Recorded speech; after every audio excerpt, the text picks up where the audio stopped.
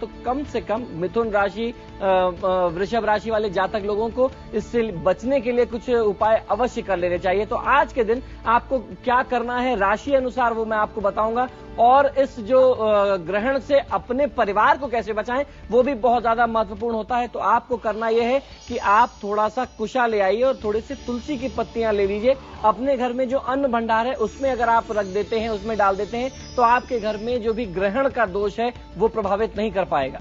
और साथ ही यहाँ ये भी जानना चाहेंगे कि किसी तरह की आपदाएं जो हैं वो राष्ट्रीय आपदा की अगर हम बात करें, प्राकृतिक आपदा की बात करें, कुछ इस तरह का भी संकेत लेकर आता है? जी बिल्कुल, देखिए ऐसी जो परिस्थितियां होती हैं, और जैसे मैंने बताया कि हमारे यहाँ ज्योतिष शास्त्र में कहते हैं कि 15-15 दिन पे, अर्थात ये एक पक्ष में, जैसे अब आपने देखा अभी पिछली पूर्णिमा को था और उसके बाद अगली अमावस्या पर, तो ये जो 15 दिन के गैप में ये सारी चीजें हो रही हैं, इसको बहुत ज्यादा अनर्थ मानते हैं, अनहोनी मानते हैं। मैंने आपको बताया कि हमारे यहाँ एक लोक कवि हुआ करते हैं, घाघ जी की रचनाएं बहुत ज्यादा प्रसिद्ध हैं। घाघ जी एक ऐसे कवि हैं, उनकी रचना में सौंदर्य रस भी दिखता है। जो सौंदर्य रस लेने वाले लोग हैं उनको सौंदर्य दिखता है। उनकी उसी कविता में आपको ज्योतिष के सूत्र भी मिल जाएंगे। तो घाघ जी ने कहा, एक पाख दो गहना, न राजा बचे न सहना। एक पक्ष में अगर दो ग्रहण पड़ जाए तो वो सरकार के लिए भी, अर्थात राजा के लिए भी अनिष्टकारी है, और उसी के साथ साथ प्रजा के लिए तो अनिष्टकारी है ही है। तो चलिए हम इस बीच राशियों के सफर की भी धीरे धीरे शुरुआत करते हैं। एरीज यानी कि मेष राशि के जातकों के लिए पंडित जी क्या कहेंगे?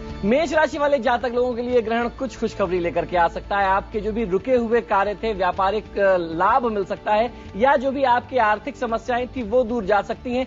आज के दिन को आपको और मजबूत करना है यदि, तो आप महामृत्युंजय मंत्र का जाप कर लें, आपको बहुत अच्छा लाभ मिलेगा। और आज क्योंकि ग्रहण है, असमय भोजन से बचना चाहिए। तो आज भोजन आपको किस वक्त करना है उसका आज को आपको खास ख्याल रखना होगा। टॉरस यानी कि वृषभ राशि, वृषभ राशि वाले जातक लोगों के लिए इस ग्रहण का प्रभाव जो है आपके परिवार में, कुटुंब में, भाई बंधुओं के साथ वाद विवाद लेकर के आता है। अगर आज के दिनचर्या में आप कुछ धार्मिक कार्यकृत में लगते हैं, मांगलिक आयोजन में कहीं इन्वॉल्व हो जाते हैं, स्वयं को अगर आप कहीं व्यस्त कर लें तो आपको बहुत अच्छा लाभ मिल सकता है। महादेव शिव की आराधना कर लेना, भगवान शिव पर कच्चा दूध व जल चढ़ाना आपको बहुत अच्छा लाभ देगा। और किसी भी तरीके के, क्योंकि आपकी राशि के लिए विशेष हानिकारक है, तो बहुत ज्यादा तर्क कुतर्क में मत पड़िए। जहां भी आप हो बहुत धैर्य रख करके काम करें। तीसरी राशि आती है जेमिनी यानी कि मिथुन राशि। इनके जातकों के लिए पंडित जी का क्या कहना है, आइए इन्हीं से जानते हैं। मिथुन राशि वाले जातक लोगों के लिए कार्यक्षेत्र में उच्चाधिकारियों से तनाव व व्यापार में सरकारी तंत्र से बाधा मिल सकती है। तो आज की दिनचर्या में आपको प्रयास ये करना है कि आप बहुत साफ सुथरे तरीके से काम करें। हनुमान आराधना कर लेना आपको बहुत अच्छा लाभ दे सकता है, और मानसिक तनाव बहुत ज्यादा नहीं लेना चाहिए। हमारे साथ एक कॉलर जुड़ रहे हैं, लकुंज है इनका नाम, इंदौर से हमें फोन कर रहे हैं। आपका क्या प्रश्न है पंडित जी से, और डेट ऑफ बर्थ और टाइम ऑफ बर्थ पहले बता दें आप। पंडित जी नमस्कार। जी नमस्कार, बताइए। मेरी जन्म तारीख है 9 जनवरी 1987 जी, और समय है रात को 12:49 जी, और स्थान है इंदौर जी।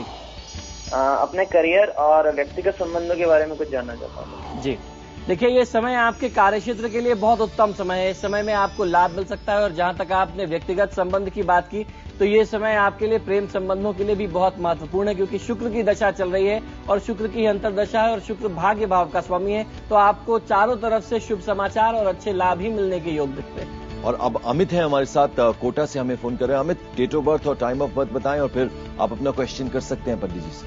पंडित जी नमस्कार। जी नमस्कार, बताइए। मैं कोटा से बात कर रहा हूँ आपसे सर।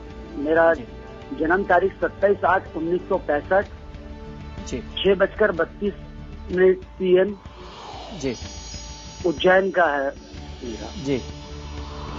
मेरा। अमित जी, आपकी जन्म पत्रिका के अनुसार ये जो समय है ये राहु की महादशा का समय है, और इस समय सूर्य की अंतर्दशा चल रही है। सूर्य सप्तम भाव का स्वामी है। आपके लिए चोट चपेट एक्सीडेंट की स्थिति बनती है।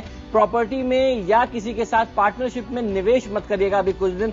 सूर्यदेव की आराधना कर लेना, सूर्यदेव को अर्घ देना आपको बहुत अच्छा लाभ देगा। पंडित जी अगली राशि की तरफ बढ़ते हैं। जी बिल्कुल। कर्क राशि की बारी आती है। कर्क राशि के जातकों के लिए क्या कहेंगे? कर्क राशि वाले जातक लोगों के लिए स्वास्थ्य का संकट लेकर के आ सकता है ये ग्रहण। आपको परिवार के साथ समय व्यतीत करना होगा, और न कि सिर्फ अपना, परिवार में भी अगर कोई व्यक्ति रोगी है या किसी का स्वास्थ्य कमजोर रहता है तो आपको उनके स्वास्थ्य का भी ध्यान देना होगा।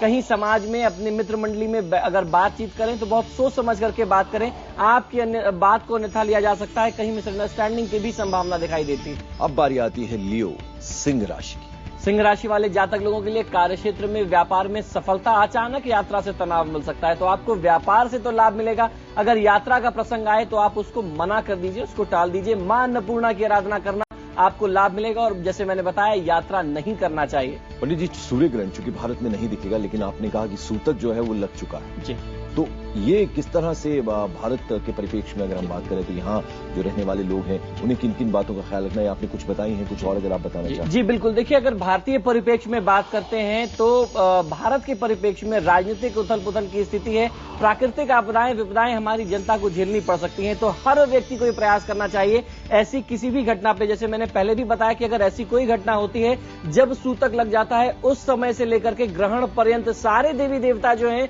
वह खुद शोक में होते हैं, क्योंकि इस संपूर्ण सृष्टि को शक्ति देने वाली जो एक शक्ति है, जो पिंड है, वह स्वयं ग्रहण युक्त है। तो ऐसी स्थिति में आप ज्यादा से ज्यादा दैवी कृपा की आकांक्षा कर सकते हैं, पूजा पाठ करिए। आपकी आराधना करने से राष्ट्र पर आने वाला संकट या कोई बड़ी विपदा, आपके परिवार पर आने वाला संकट दूर हो सकता है। सुभाष है हमारे साथ, एक और कॉलर जुड़ रहे हैं दिल्ली से। सुभाष, आप अपना क्वेश्चन पूछ सकते हैं पंडित जी से।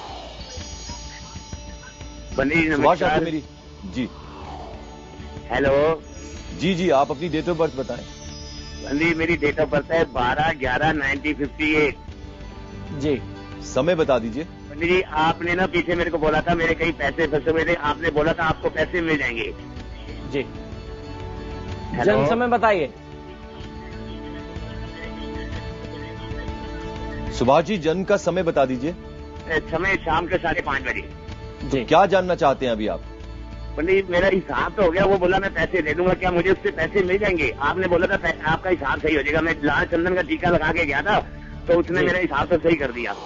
जी जी जी, देखिए, आपकी जन्म पत्रिका के अनुसार जो समय बन रहा है वो आपके लिए उत्तम समय है और सूर्य की दशा चल रही है। सूर्य बैठा हुआ है आपकी कुंडली के अनुसार सप्तम भाव में, तो कुछ गतिरोध हो सकता है, कुछ विलंब हो सकता है, लेकिन आपको सुख मिलने की उम्मीद है, धन लाभ अच्छा हो सकता है। तो ये समय आपके लिए अच्छा है, आप प्रयासरत रहिए। मैंने आपको बताया लाल चंदन का तिलक लगाइए, क्योंकि सूर्य की दशा चल रही है, आपको बहुत अच्छा लाभ मिलेगा, आपका धन जो है रुका हुआ मिल जाएगा। पंडित जी, आज हमें समझ आया कि आप लाल चंदन का टीका क्यों लगाते हैं। देखिए, ये सारी लक्ष्मी जी की कृपा जो है वो हमेशा बनी रहे, इसीलिए शायद आप ये लगाते हैं। जी बिल्कुल, माँ लक्ष्मी की कृपा के साथ साथ ग्रहों के अनुसार जब आप उपाय करते हैं पंकज जी, छोटे उपाय हैं, बिना किसी खर्च के। आप अगर सूर्य के लिए उपाय करेंगे तो एक माणिक भी पहना सकते हैं जो लाखों का होगा, लेकिन लाल चंदन का तिलक लगाना बहुत साधारण बात होती है। जी बिल्कुल, तो ये जो आसानियों में खूबसूरती है पंडित जी की, ये खासियत है।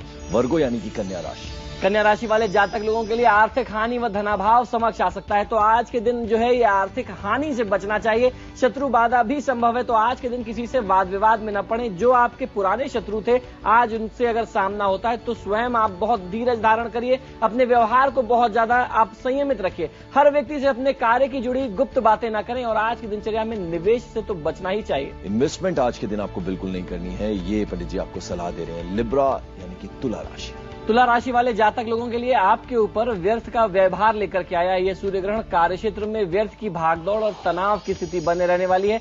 खर्च को नियंत्रित रखना आपके लिए बहुत ज्यादा अनिवार्य होगा और भागदौड़ कम से कम करें। चलिए, इससे पहले कि हम ब्रेक लें पंडित जी, एक राशि और ले लेते हैं यहाँ पर, स्कॉर्पियो यानी कि वृश्चिक राशि। जी बिल्कुल, वृश्चिक राशि वाले जातक लोगों के लिए आर्थिक व्यापारिक नुकसान के साथ साथ पारिवारिक तनाव व भेदभाव भी बढ़ने की संभावना दिखाई देती है। तो आज अगर आप इन सारी चीजों को नियंत्रित करना चाहते हैं तो श्री हनुमान चालीसा का पाठ कर लेना, सुंदरकांड का पाठ करना आपको लाभ देगा। किसी भी व्यक्ति पर अंधा विश्वास नहीं करना चाहिए। आज कम से कम अपनी सोच और समझ का लाभ उठाइए। तो जैसा कि पंडित जी ने, जो दर्शक हमारे साथ आप जुड़े हैं, पंडित जी ने आज सूर्य ग्रहण चूंकि आज है भारत में, हालांकि इसका असर नहीं है, लेकिन सूतक लग चुका है, किस तरह का दुष्प्रभाव पड़ सकता है राशियों के ऊपर, ये पंडित जी ने बताया। अगर आप किसी कारणवश ये प्रोग्राम नहीं देख पाए तो हमारी वेबसाइट है www.ibnkhabar.com, इस पर आप ये पूरा प्रोग्राम देख सकते हैं। एक छोटा सा ब्रेक ले रहे हैं, फौरन वापस लौटते हैं।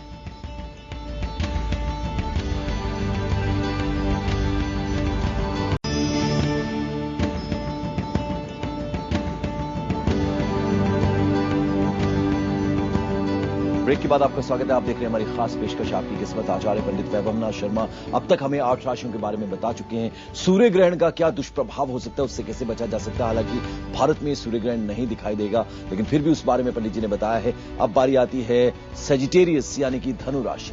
धनु राशि वाले जातक लोगों के लिए आज की दिनचर्या में और इस ग्रहण के प्रभाव से आपके अंदर का जो कला का एक व्यक्तित्व था, वो जो जुड़ाव था, वो निकल करके आएगा। आपको उसका लाभ मिलने वाला है। परिवार में किसी के स्वास्थ्य की चिंता हो सकती है। भगवान विष्णु और मां लक्ष्मी की आराधना करने से आपको लाभ मिलेगा। और आज का दिन जैसे मैंने बताया, परिवार को लेकर के चिंता होगी तो चिंता न करें। अब बारी आती है कैप्रिकॉर्न यानी कि मकर राशि। मकर राशि वाले जातक लोगों के लिए आर्थिक लाभ व भौतिक सुखों में वृद्धि के योग दिखाई देते हैं। इस ग्रहण के काल से तनाव को दूर कर सकेंगे, तनाव से मुक्ति मिलेगी। भगवान श्री शिव की आराधना कर लेना आपको लाभ देगा। और अब बारी आती है एक्वेरियस यानी कि कुंभ राशि की। कुंभ राशि वाले जातक लोगों के लिए विशेष आर्थिक, व्यापारिक, राजनीतिक लाभ मिलने के योग दिखाई देते हैं। चल रहे प्रयास जो है आपके फलीभूत हो सकते हैं। चारों दिशाओं से आपको लाभ मिलने के योग है। चतुर्दिक लाभ मिलेगा। तो आज के दिन आपको बहुत चिंता नहीं करना। इस ग्रहण का प्रभाव जो है, भगवान भैरव की आराधना कर लें। जब भी ग्रहण से मुक्त हो जाए, स्नान ध्यान के बाद बहुत अच्छा लाभ मिलेगा। आखिरी राशि अब आती है, वो है मीन राशि। इनके जातकों के लिए पंडित जी का क्या कहना है, आइए जानते हैं। मीन राशि वाले जातक लोगों के लिए इस ग्रहण का प्रभाव जो है नई व्यापारिक व निवेश की योजनाएं लेकर के आएगा, जो आपको बहुत अच्छा लाभ दे सकती हैं। भगवान विष्णु की आराधना करने से आपको लाभ मिलेगा। धातु निर्मित या लोहे के जो औजार है उनका प्रयोग, वाहन का प्रयोग आज आपको सावधानी से करना चाहिए, क्योंकि ये जो ग्रहण है आपकी राशि के लिए दुर्घटना दिखाता है आज। और थोड़ा सा आने वाले हफ्ते 10 दिन और लेकर के समय, तो इस समय में बहुत सावधान पंडित जी मैं आपको 30 सेकंड्स देता हूं। सूर्य ग्रहण के दुष्प्रभावों से कैसे बचा जा सकता है आपने बता दिया है, लेकिन कुछ अंतिम बात अगर आप कहना चाहें। देखिए, इस प्रभाव से बचने के लिए सबसे बढ़िया ये होता है कि घर में आप गंगाजल रखें। जब भी ग्रहण का सूतक काल, जैसे मैंने बताया, 2:55 पे समाप्त हो रहा है, तो उसके बाद आप घर में गंगाजल का सिंचन कर सकते हैं। जल में तुलसी डाल करके अपने घर में सिंचन कर सकते हैं। आपको बहुत अच्छा लाभ मिलेगा। और उसके अपने यहाँ जो भी अन्न भंडार है उसको सुरक्षित करने के लिए प्रवेश द्वार पे गोबर का प्रयोग कर लेना और तुलसी के पत्ते डाल के उसमें रखना, कुशा डाल के रखना, बहुत अच्छा लाभ देता है। चलिए, हमने समस्त 12 राशियों के बारे में पंडित जी से जान लिया। पंडित जी, आप हमारे स्टूडियो में पधारे, बहुत शुक्रिया आपका। यहाँ हम ले रहे हैं एक छोटा सा ब्रेक, लेकिन कहीं मत जाइएगा, क्योंकि ब्रेक के उस पार है बुलेट न्यूज। थोड़ा इंतजार।